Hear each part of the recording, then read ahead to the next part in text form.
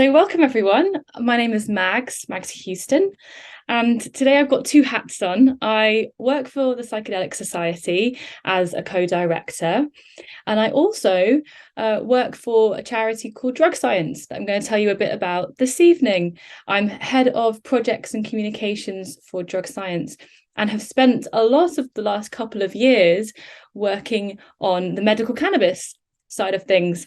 Hence me being here with you today.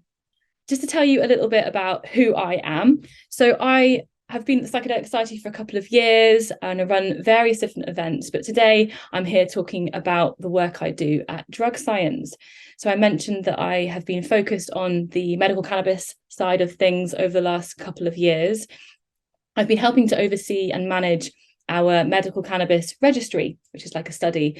And I'll talk to you a bit more about that in detail in a moment. And another thing that I do as well is I volunteer for an organisation called Heroic Hearts Project UK. And they are a not-for-profit organisation where we send war veterans on retreats to help them heal from conditions like PTSD and brain trauma injuries through psychedelic retreats. So we take them to places like Peru to experience healing through ayahuasca and Netherlands to experience healing through psilocybin. So my life is very psychedelic and medical cannabis focused, suffice to say. Now, tonight, I'm going to be talking to you about medical cannabis specifically and about how we are really fighting to show that this is a medicine that needs to be destigmatized in the UK, and just what we're doing to improve access for people in the UK. I am not a scientist or a medical professional. However, I have very good links with a lot of them. So Drug Science is actually made up of mostly academics and professors who are absolute experts in their fields. And we work with different clinicians and clinics every day as well from a medical cannabis perspective specifically. So if there are any questions tonight of yours that I can't necessarily answer this evening, I will be able to find somebody who can. So I just want to kind of reassure you of that, but to say that I'm not here to talk about the science or about the details around prescribing or indeed to give prescribing advice. I'm here to talk about why we have come to be kind of so stigmatized when it comes to cannabis, why cannabis has become so stigmatized, and now how access is really how we can find better access now to this most valuable medicine. Hopefully you can all see that slide there. So questions that we're going to answer today. Where does Drug Science fit into all this? So I'm going to talk to you a little bit about what we do as a charity and why we are so bothered about medical cannabis, why it's so important to us. I'm going to answer the question of why cannabis has got such a bad rep in the UK. I'm going to look at how we can now access cannabis as a legal prescription in the UK. And finally, what we're learning about cannabis as a medicine from the patients that we speak to at Drug Science and the data that we are collecting. Now, Drug Science is a charity. We are a UK leading charity in advocating for evidence-based drug policy.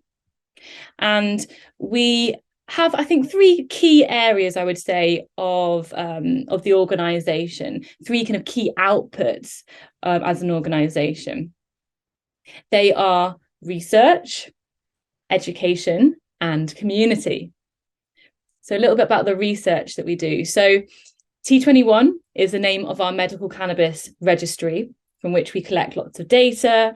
And that is a huge portion of the research that we do at Drug Science. And that's really a large part of what I'll be talking about this evening. Now, other than T21, we also publish our own scientific papers on anything from medical cannabis to medical psychedelics and also enhanced harm reduction as well. And finally, we have got our own open access journal, where we publish papers, open access. So that means that people who publish don't have to pay a fee to publish, and that they are open to everyone to read. There's no like firewall or payment wall to access, because we believe that information like this needs to be as freely available as possible. From an education standpoint, our most visited web pages on our drug science website are our drug information pages. Now, those are web pages where you can find out the truth about drugs in a nutshell. They're FAQ style. So if you're ever wondering, for example, does MDMA have a medical use, then you can find that out by visiting those drug information pages. And they are really excellent, but equally we're always open to new ideas for improving them, and to adding to that list as well. So yeah, we are updating those on a every few months, and always welcome to new ideas. We also have our own podcast at Drug Science, which is predominantly hosted by Professor David Nutt, who I'll talk about in a moment. And the podcast features drug policy and science experts from across the world, and is available on all usual podcast platforms. But it's a great source of educating yourself if, like me, you're not perhaps the person who wants to be stuck in a book all the time and would rather listen and absorb that knowledge another way. We also have free teaching resources and modules to download online. So if you go on our website, we've got the history of medical cannabis and pharmacology of medical cannabis and other psychedelics available, all for free. And that is, they're really great resources. And they also include under 18s resources too.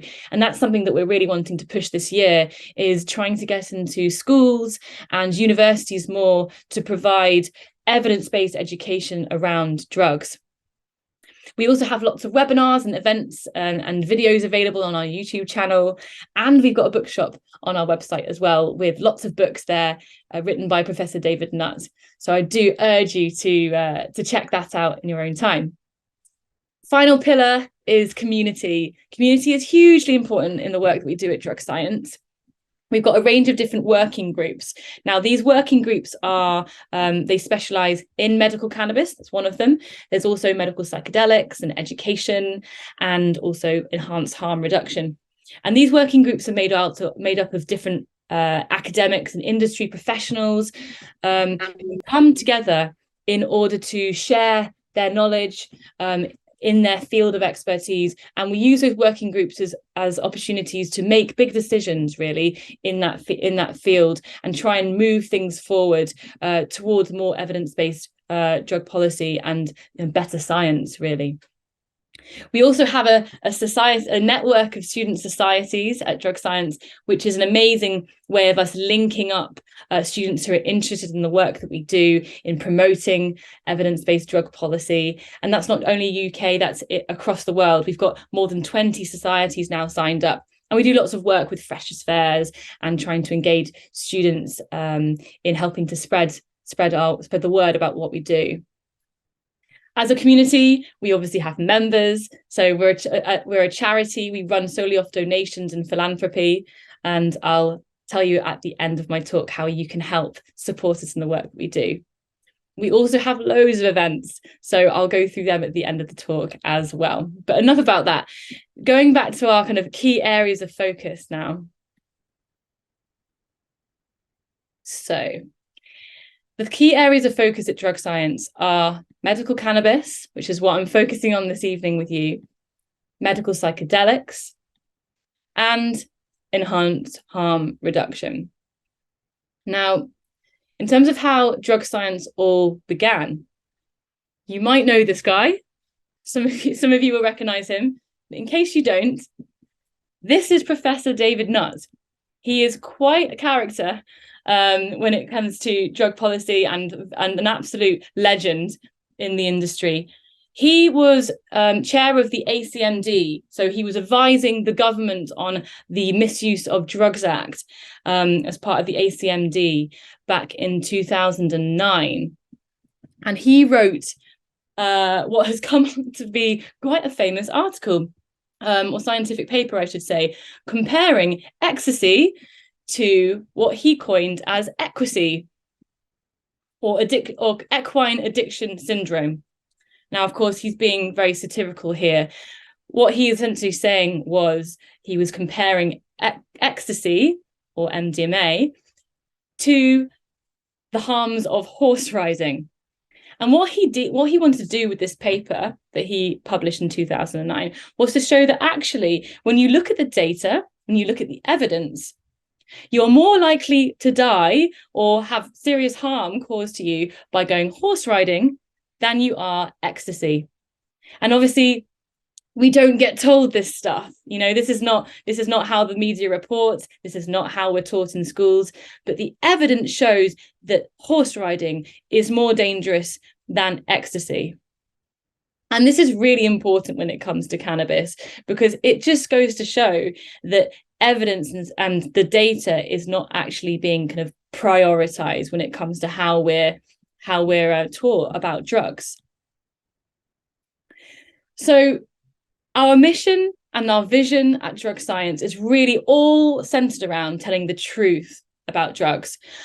As a charity, our vision is to see a world where drug control is rational and evidence-based, where drug use is better informed and people who use drugs are understood. We want drugs to be used to heal people, not harm people. And it's really important, therefore, that we change this age-old narrative that all drugs are harmful. Yes, they can do harm, but they can also be incredibly powerful medicines. Our mission at Drug Science is to provide an evidence-based, free from political or commercial influence. So in other words, we are an independent charity.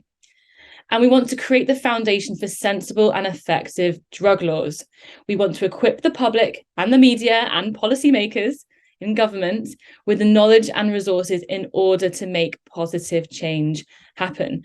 We know that people are going to take drugs, so we want to make sure they're going to be better informed before they do so.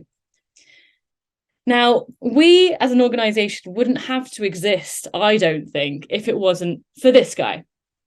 This is President Nixon. And in 1971, he waged the war on drugs. He declared drugs as America's #1 public enemy in the US. And in order to fight and defeat this enemy, he deemed it necessary to wage a new all-out offensive. Now, this war on drugs hasn't quite gone to plan, let's just say, and I'll hit you with some stats. So the war on drugs has actually cost over $1 trillion. It's claimed around 300,000 lives. It's been incredibly destabilizing in terms of in terms of different countries around the world, those jurisdictions which have been influenced by this war on drugs. And it's actually had a really negligible impact on use as well, on drug use. 40,000 people in the UK have been criminalised for possession alone when it comes to drugs. And a disproportionate number of Black people and young people have been targeted as a result of this war on drugs narrative. It's hugely costly to our economy. We're spending over £1.5 billion on drug law enforcement. And we've seen a 44% increase in drug-related deaths over the last 5 years.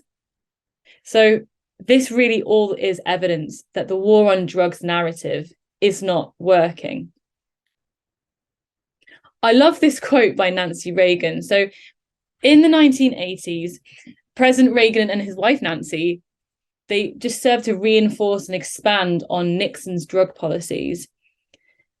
And in 1984, Nancy Reagan launched her Just Say No campaign, which was actually an effort to educate children on the dangers of drug use. So in this quote, she says, "Understanding what drugs can do to your children, understanding peer pressure, and understanding why they turn to drugs is the first step in solving the problem." Now, I actually agree with this quote. I think that, yes, we do need to understand why people turn to drugs. We need to understand that in order to solve the problem of people being harmed by drugs. However, I don't think it's quite what she had in mind. She didn't really take her own advice with this quote. In fact, I would say this quote is actually very stigmatizing. It's really promoting the message that if you take drugs, you are morally weak because you can just say no.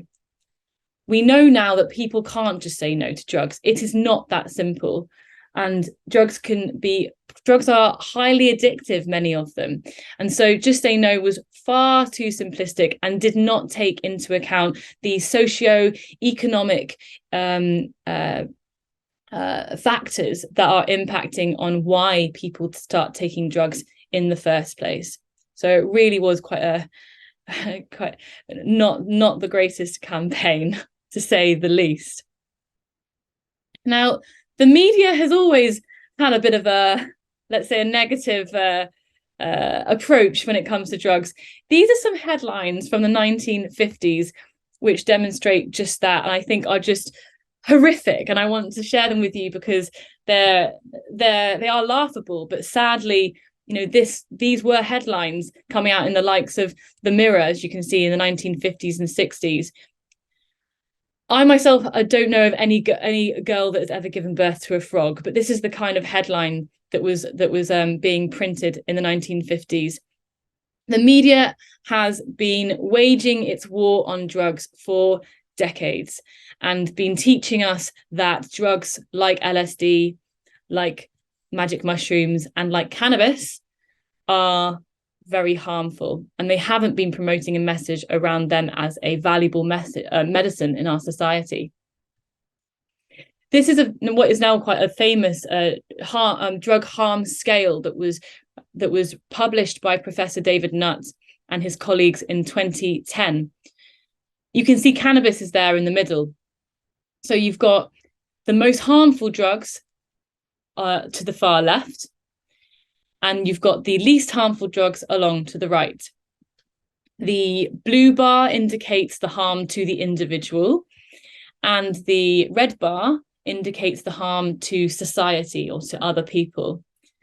Now, you can see alcohol is deemed the most harmful of all of the drugs. And of course, it is legal in our society. It's part of the culture.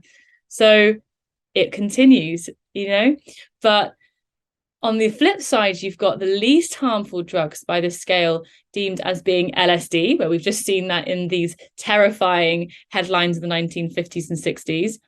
And on the very far right, magic mushrooms, which until recently, again, have been incredibly stigmatized.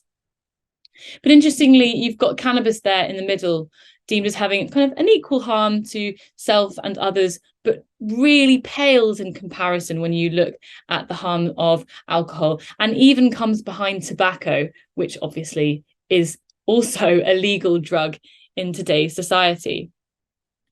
So what does this tell us? This tells us that the Misuse of Drugs Act that was passed by Nixon in 1971, as a result of Nixon's war on drugs, I should say, in 1971, is fundamentally incorrect in many of its drug rankings versus what you've just seen on that harm scale from David Nutt's 2010 publication. The UN international conventions are likely similarly wrong.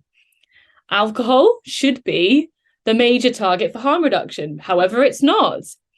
It costs us so much money every year, but we're still very much focused on other drugs that are nowhere near as harmful as alcohol, cannabis being one of them, of course. And this also suggests to us that current regulations restrict vital research. We need to change our laws in order to do more research with these valuable medicines, and one of them, of course, being cannabis. We know, as a result of these last 50 years of the war on drugs, that prohibition doesn't work. It's as simple as that. Now, you can probably spot these little cannabis leaves on this sign. So I'm going to get to cannabis now specifically. Cannabis has actually been a medicine for thousands of years. This is Shen Nung. He is deemed the father of Chinese medicine, and looking to try and find ways to help his people back in 2700 BC or thereabouts. He looks at plants for curing his people's ailments, and one of the plants that he came across was called ma, which is cannabis. According to legend, Shen Nung actually used different poisons and antidotes on himself in order to compile a medical encyclopedia, which is called Pen Sao. And that's how he came to do all of his research, by trying these things on himself. Now, later on in Chinese history, a surgeon called Hua Tou began using cannabis as an anesthetic. He combined cannabis resin with wine and used it to reduce pain during surgery. So suffice to say, ancient China is using cannabis thousands of years ago. But however, it didn't actually become widespread as a medicinal intoxicant until India started using it. India, the country, started using it. And we've also got references of cannabis being used in ancient Egypt as well. Now, in more modern history, the father of modern medicine, aka Sir William Osler, who was a Canadian physician in the 19th century, is also reported to have used cannabis as a medicine in his practice. He's quoted as saying that cannabis indica is the most satisfactory remedy for migraines. So if it's good enough for William, surely it's good enough for us. In a similar time period, it's rumoured that even Queen Victoria was using cannabis, was using cannabis medically to soothe her menstrual cramps and menopause. So again, if it's good enough for Queen Victoria, surely it's good enough for us. And she was treated at the time by Sir John Russell Reynolds back in the late 19th century. So you might ask, why did all this change? Why were we using cannabis as a medicine for thousands of years, even royalty using cannabis? And now there seems to be so many barriers around using it as a medicine in today's society. Well, it all stems from Harry Anslinger. Now, Harry Anslinger was heavily involved in prohibition of alcohol back in the early 20th century. But when prohibition of alcohol came to an end, well, he was out of a job. So he turned his attention to cannabis, and he made cannabis the number one enemy, I suppose. And he's quoted as saying preposterous things such as, "You smoke a joint and you're likely to kill your brother." He was essentially trying to paint this picture of cannabis users as being murderers or being, insane. And he was incredibly racist as well with the way that he went about it. It was no surprise that at the time you had lots of jazz musicians and a large proportion of the Black population smoking cannabis. And so you can imagine then the racism that fed into any narrative that cannabis was suddenly an evil in society. He actually consulted with 30 doctors in order to try and get cannabis into the bad books. He consulted with 30 doctors to confirm his claim that cannabis was linked to violent crime. And actually 29 of those said that there was no connection between cannabis and violent crime. So naturally, the one doctor that didn't give him that straight answer, he used that one doctor's message to try and weave into his campaigning that then ensued. So he was then responsible for things like the Reefer Madness campaign that came about in the 1930s. That if you can see the caption at the lower right-hand side of the slide, labeling young people smoking cannabis as youthful marijuana victims, drug crazed. I mean, this is just complete lies, and this has fed into this war on drugs narrative that we now have had to endure for the last 50 years. So in a nutshell, looking at the cannabis laws in the UK and how they have changed over the last few decades. Back in 1971, we had the Misuse of Drugs Act. Now that classified cannabis as a Class B drug. This meant that you could get up to 5 years in prison or a fine for possession. And if you were found to possess cannabis and also have the intent of supply, you could get up to 14 years in prison or an unlimited fine.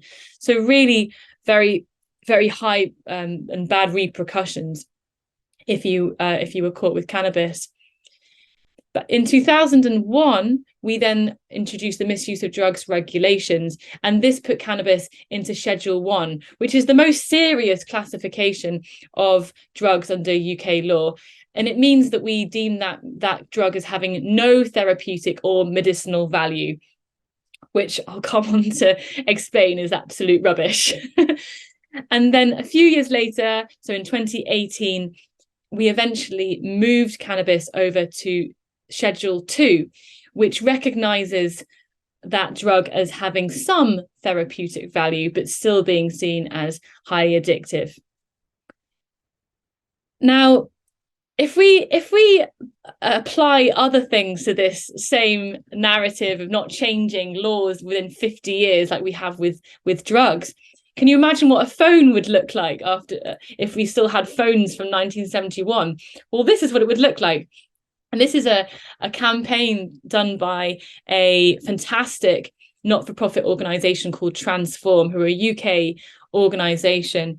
And they did this campaign called 50 Years of the Misuse of Drugs Act a couple of years ago, really to illustrate the point of look at what things would be like if other things in our society didn't change in 50 years. Why are our drug laws any different?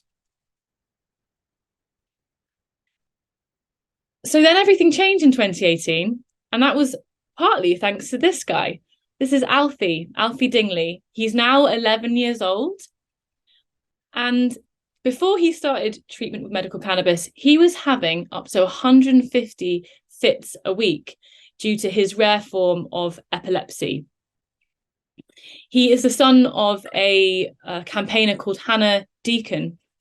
And Hannah campaigned furiously back in 2018 to get the law changed. This is before cannabis had been rescheduled to Schedule 2. And she campaigned furiously, and thanks to all of that hard work, she managed to be one of the people to get the law changed and to be able to get an NHS prescription for Alfie. And I'm pleased to say that in the last 2.5 years, Alfie Dingley has been seizure-free, which is absolutely amazing. So he's gone from having up to 150 fits a week to having no fits at all, which is, as I'm sure everyone will agree, just absolutely incredible. However, many children like Alfie have not been so lucky, and they've not been able to access an NHS prescription. Many families of patients such as Alfie are having to pay up to £2,000 a month in order to afford a private medical cannabis prescription because they're unable to get an NHS prescription of a whole plant cannabis product, which is completely outrageous. I've heard of people having to sell their houses, doing, sponsored marathons all the time, to be able to try and raise enough funds to afford their cannabis prescription, or indeed their children's cannabis prescription. And this just should not be happening.